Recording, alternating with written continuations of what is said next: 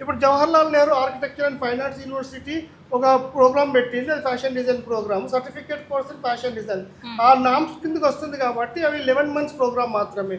దాని తర్వాత 1 year ఉన్న ప్రోగ్రామ్స్ డిప్లొమా అంటారు, 2 years ఉంటే అడ్వాన్స్ డిప్లొమా అంటారు. అదేవిధంగా గ్రాడ్యుయేషన్ అనేది ఈ రోజుల్లో 3 years 4 years ఉంది. దీనికి పర్టికులర్గా గవర్నమెంట్ నుంచి నామ్స్ ఉన్నాయి. ఆ నామ్స్ ప్రకారమే ఫాలో అవ్వాల్సి వస్తుంది. ప్రతి కోర్సుని డిప్లొమా అని మనకు మనం అనలేము.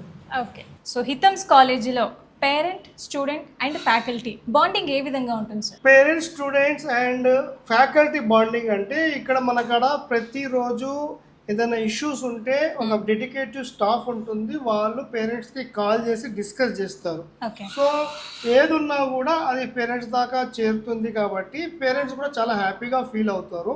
ఇంకా స్టూడెంట్స్ అండ్ ఫ్యాకల్టీ బాండింగ్ అంటే ఇది practical course, 60% above practical course కాబట్టి ప్రతిరోజు ఒక ఫ్యాకల్టీ పర్యవేక్షణలో ఉంటారు కాబట్టి ఆటోమేటిక్గా ఫ్యాకల్టీ స్టూడెంట్స్ మీద ఎఫెక్షన్ అంటూ ఒకటి ఉంటుంది. ఎందుకంటే వాళ్ళు నేర్పించే పద్ధతి కానీ, వాళ్ళు రానప్పుడు వాళ్ళు ఎంత ప్రేమగా నేర్పిస్తున్నారని చూసిన తర్వాత ఆ బాండింగ్ అనేది ఇంకా పెరుగుతుంది. పేరెంట్స్ అనేటోళ్ళు చాలామంది మా పిల్లలు హాస్టల్లో ఉంటున్నారు కదా, దానికి కొద్దిగా మీరు దగ్గరుండి చూసుకోండి అని కూడా చెప్తుంటారు. అలాంటప్పుడు వాళ్ళ గురించి పేరెంట్స్కి ఇన్ఫర్మేషన్ ఇవ్వడము, ఏదైనా ఎమర్జెన్సీ వస్తే మా వాళ్ళు దానికి రెస్పాండ్ అవ్వడం, ఇట్లాంటివి చాలా చేస్తుంటారు మన వాళ్ళు.